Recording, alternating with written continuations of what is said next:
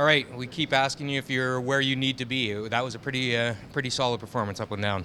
Yeah, I think that was our best team performance of the week. So it was just great all around. I think the key to that game for us was we really had a good grasp on the ice and the rocks, and we started off with an early three-pointer, and we were able to we managed the scoreboard from there, made them make some tough ones, and took advantage of our opportunities. Are there certain teams that bring the best out of you, or is it just being at the event? But I mean, obviously, Battle of Ontario is always going to be special. Yeah, no, there's definitely certain teams that bring the best out of us, and I'm sure you can expect teams like Glenn Howard, Mike McEwen, Kevin Cooey, Brad Gushu, John Morris. All these teams that we see on a regular basis are really the ones that I think bring the best out of us. So. Like I said, I think we were all ready for that game. I think we did the right things in between draws to make sure that we didn't lay around. We didn't do anything out of the ordinary. We just, we stayed alert. We stayed awake.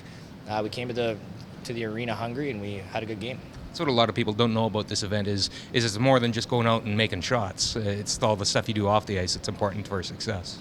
Yeah, for sure. And the start of this event is always a little bit hard on the curlers. You travel.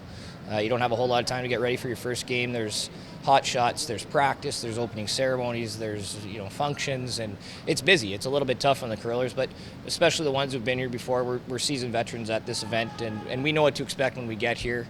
We know that this week is a long, hard grind, so everything to be expected so far, and hopefully we can just build off that last game. Do you feel like that's almost like the quietest 4-0, like nobody's paying attention to it, and that's not a terrible thing?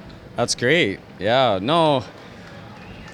I like being the underdog. We were the underdog in provincials, and all of a sudden, quietly overwhelmed most of the field till the big battle. But so being the underdog is a good thing. And it is kind of funny because you guys obviously are playing at a very high level right now, and I think you guys realize that, and there's just an element of comfort out there right now. Yeah, for sure.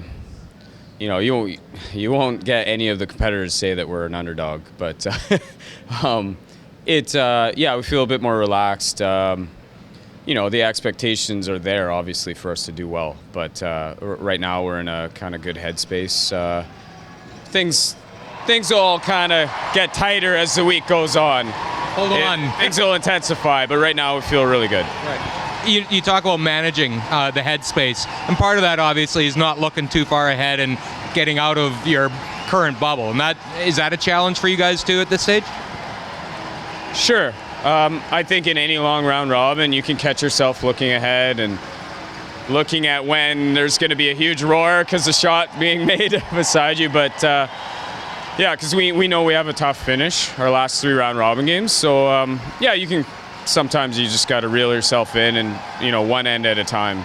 That must have been a very cool feeling, that pop of explosion of sound when Brad makes the game-winning shot.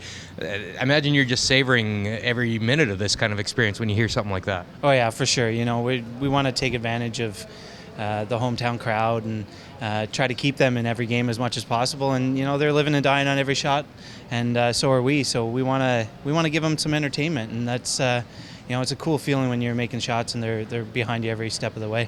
So where are you in terms of where you need to be performance-wise in your mind? Oh, I think we still got room for improvement.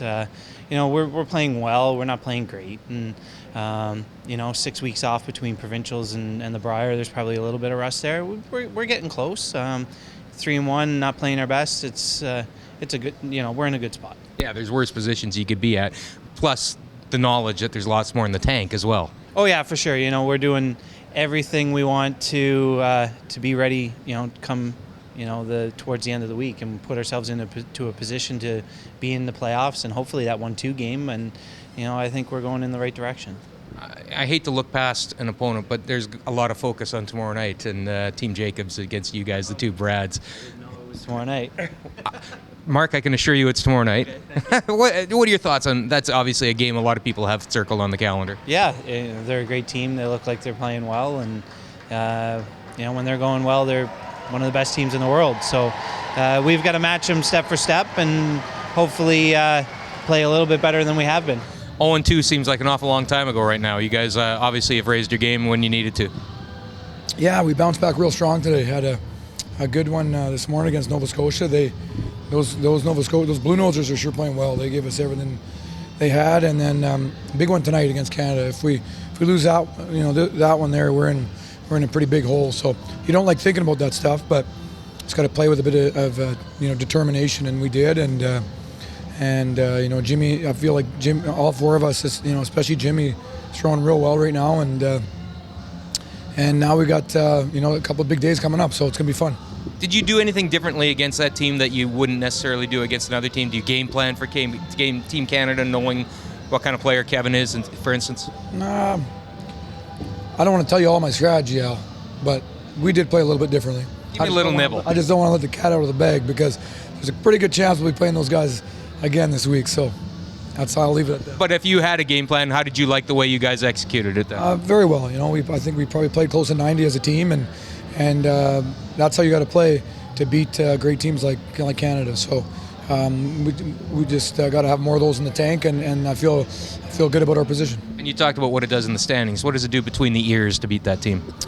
It's just a big one, right? Because if you start losing too many games to teams that are undefeated, and you're just scrambling to get a 3-4 spot, that's not a ton of fun. So it's just good, good for the confidence. Great to see Skipper just firing away out there like he can, and just a real solid team game.